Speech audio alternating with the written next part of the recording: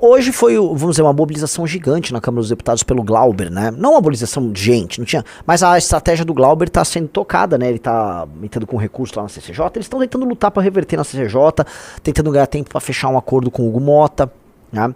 E aí eles estão na luta, né? Falaram muito de MBL hoje, então hoje vai ser aquele dia de dar umas respostas pra essa galera, né? E... Deputado Helder Salomão, do PT.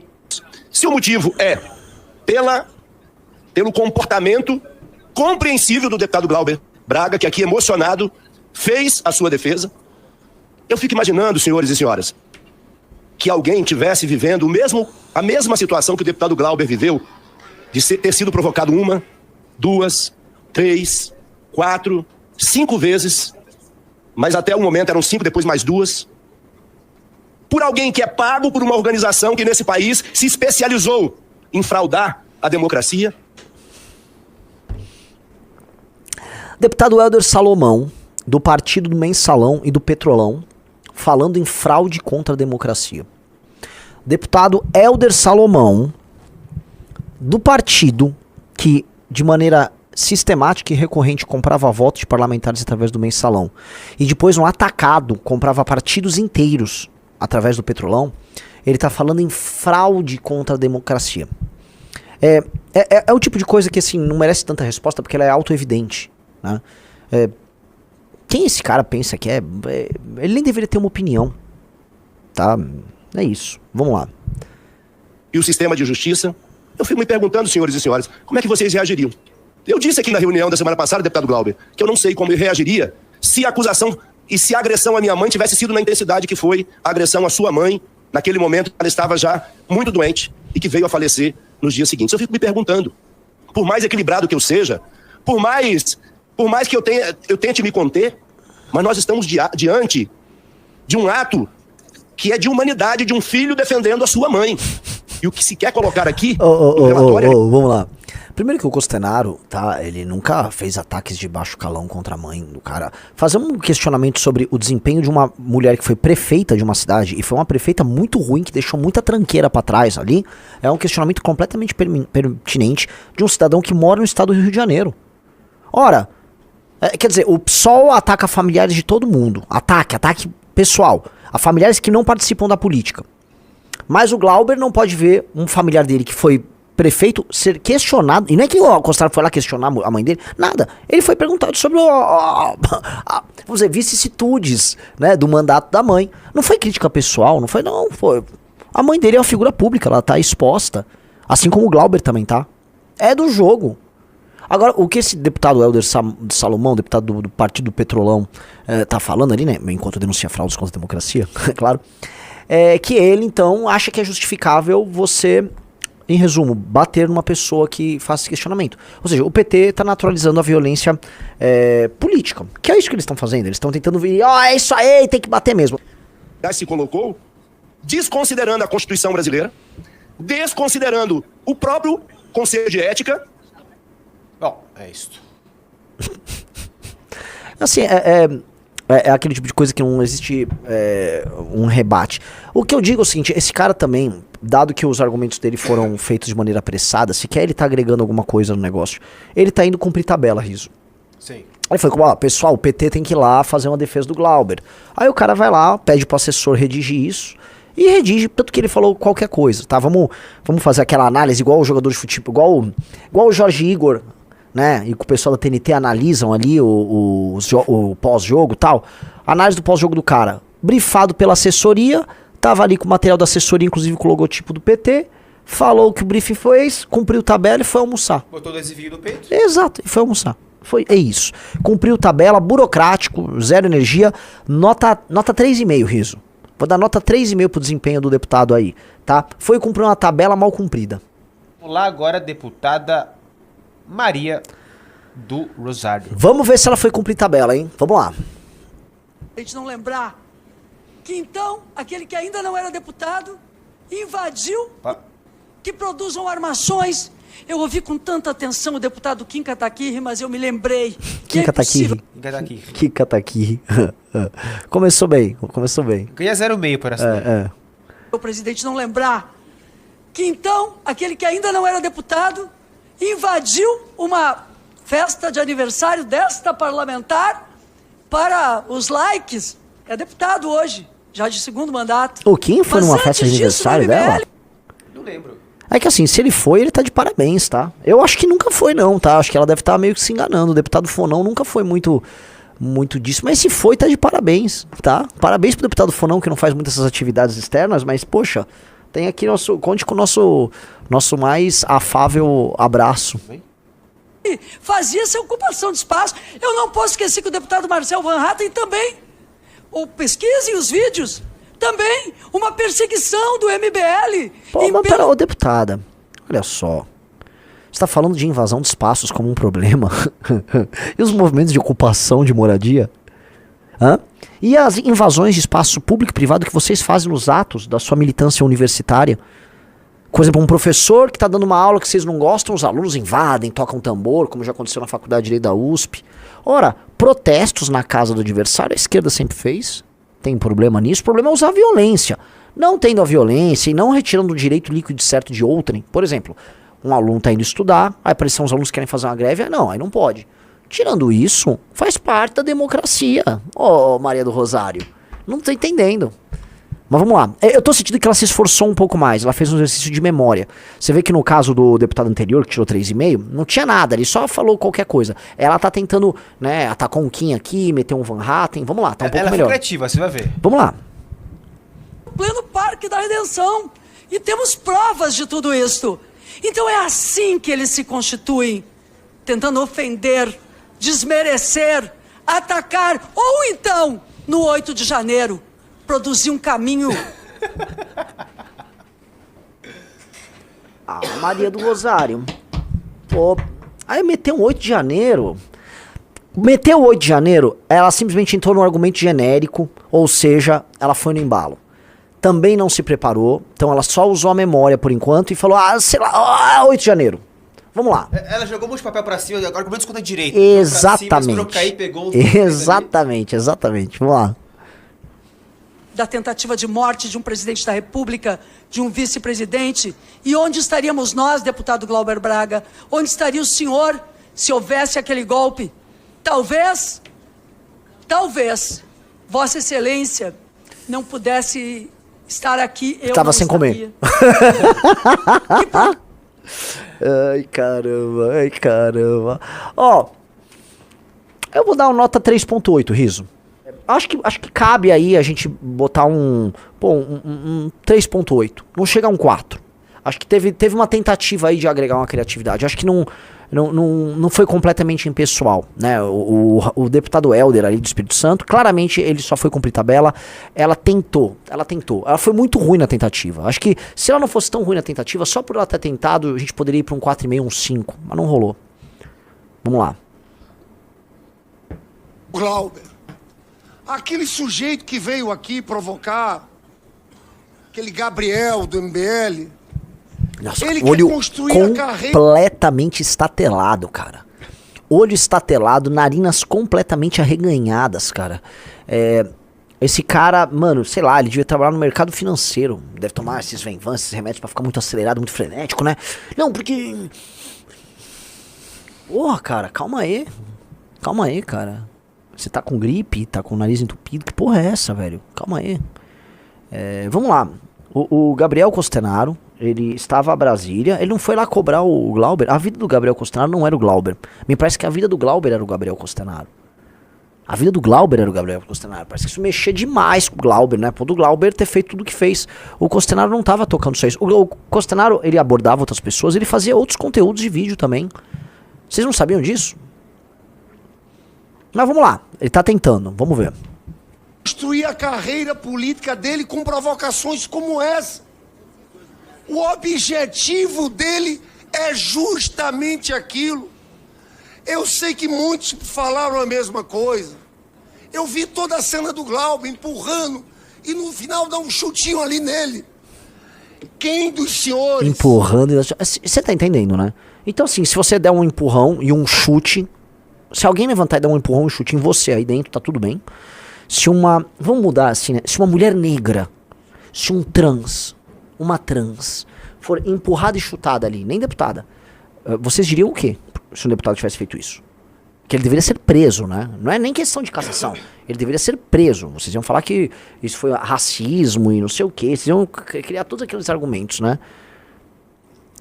Assim, Lindbergh. Vamos lá.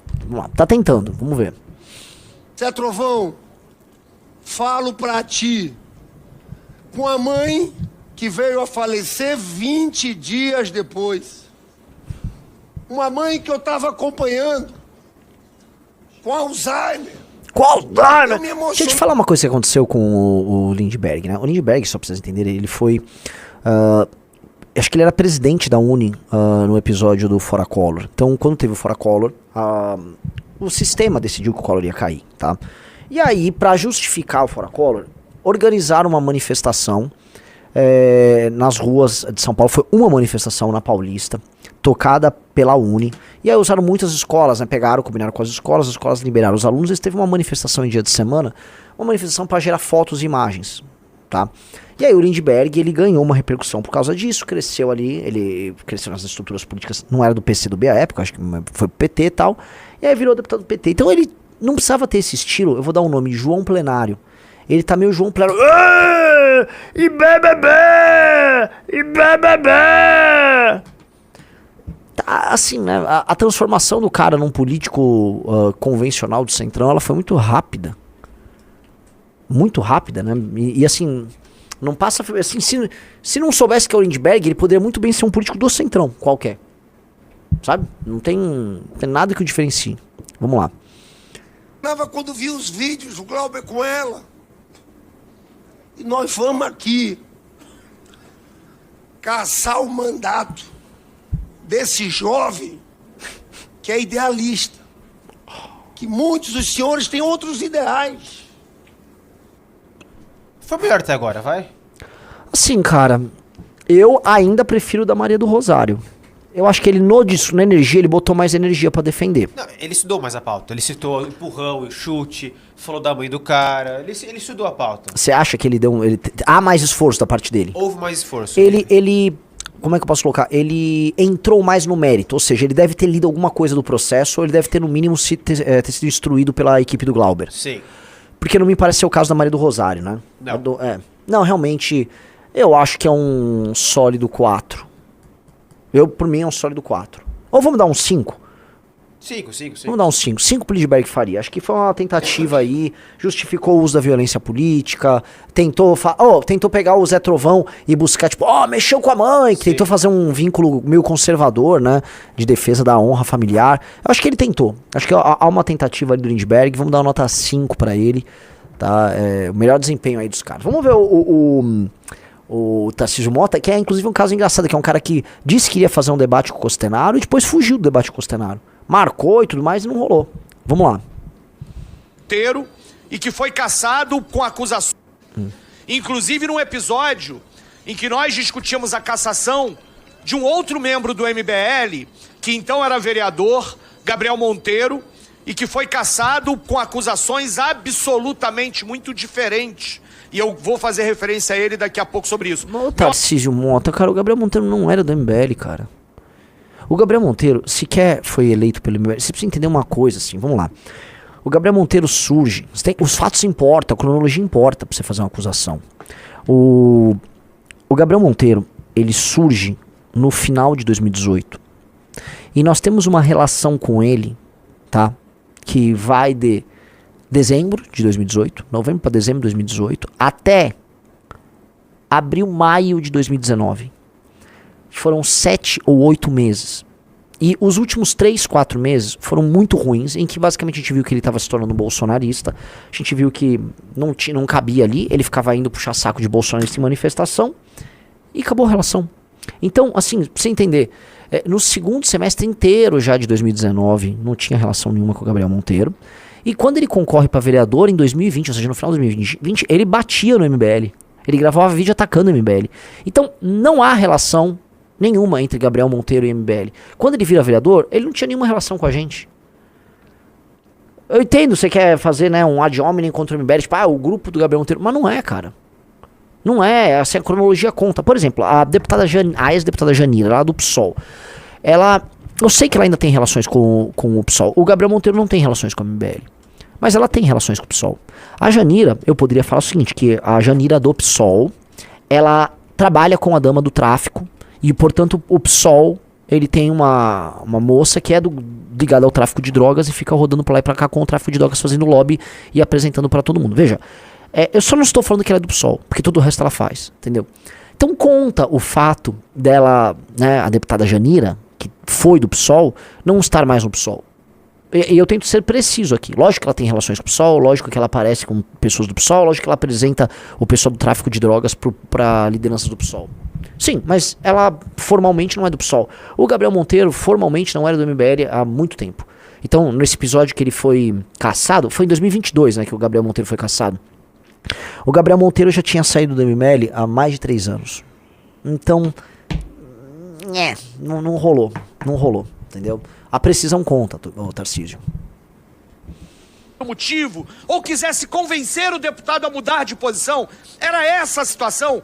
Não era, senhor relator, não era. O MBL faz isso como prática, de colocar com alguns assessores um celular na sua cara, outras pessoas filmando e fazer perguntas que nos provoquem. Pausa. Que nos... O Costanaro não era assessor de ninguém, cara. O Costanaro não era assessor de ninguém.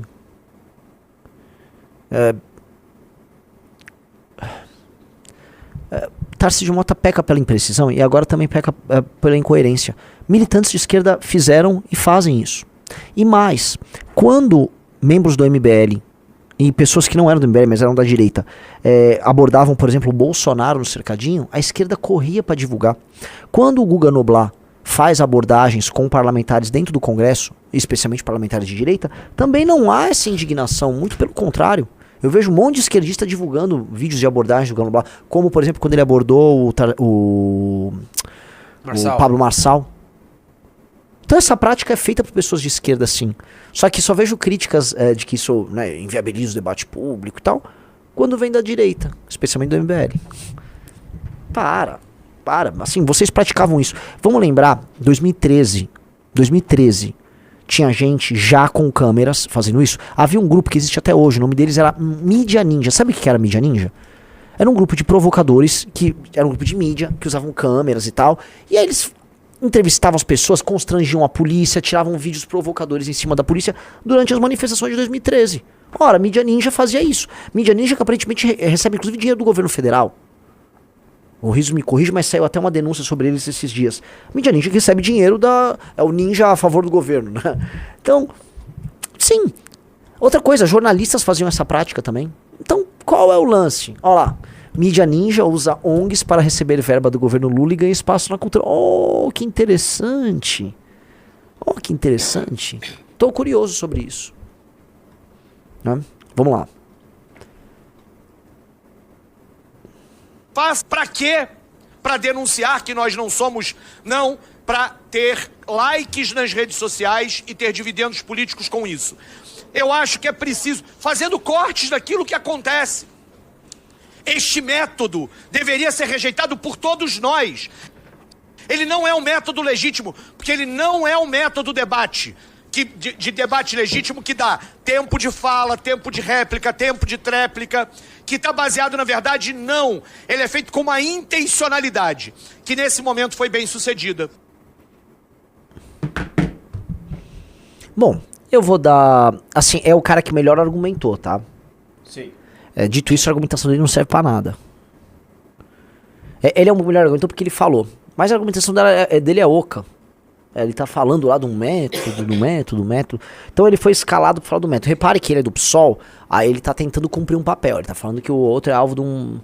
Vou dar, um 4.6. Sabe por que eu vou dar menos pro Lindinho? Por quê? Porque o Lindinho foi performático e ele abriu a narina dele. Uma nota maior pela narina. Ele ganhou meio ponto a mais só pela narina. Aberta, meio respirador ligado lá. Vamos lá. Agora, Luiz Erundina. Ser agredida verbalmente por bandidos. Esse movimento é um movimento de bandidos.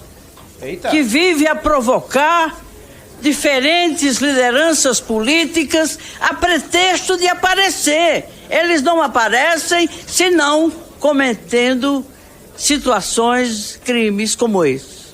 Coitada. A Eu minha não senhora, teria, assim, isso aí companheiro. eu vou dar nota 10 pra ela, tá? Porque ela é uma inimputável. Você pode dar 0, pode dar nota que você quiser. É uma pessoa, coitada, né? Nem sabe o que tá fazendo, tá com o cérebro todo pipocado. Me espanta que ela ainda esteja viva, tá? Ah, bandidos. Ô, Erundina, bota no Google o escândalo das Arruelas Erundina. Vamos falar de bandido, Erundina? Você foi a pior prefeita que São Paulo já teve, isso dá pra cravar, tá? Seu governo foi um desastre. Foi o primeiro governo do PT em São Paulo, um desastre de governo. Você perdeu, você foi tão mal que logo assim do seu sucessor perdeu pro Maluf. E seu governo foi um governo corrupto. O famoso escândalo das Arruelas. Vocês conseguiram superfaturar e roubar a Arruela. A Arruela. A roubalheira de vocês era tão grande que até a Arruela, na parte de, a Arruela pra trem ou ônibus que vocês cuidavam ali, vocês roubaram. Foi acho que um dos primeiros grandes escândalos de corrupção do PT. Você, bandido você entende, Erundina. Bandido você entende. Você trabalhava com bandido, seu governo roubava até a Arruela. E depois ficou passando pano pras esquerdas, aí, que todos os crimes da esquerda brasileira. Então assim, você falar de bandido é meio, né? Calma aí, pô.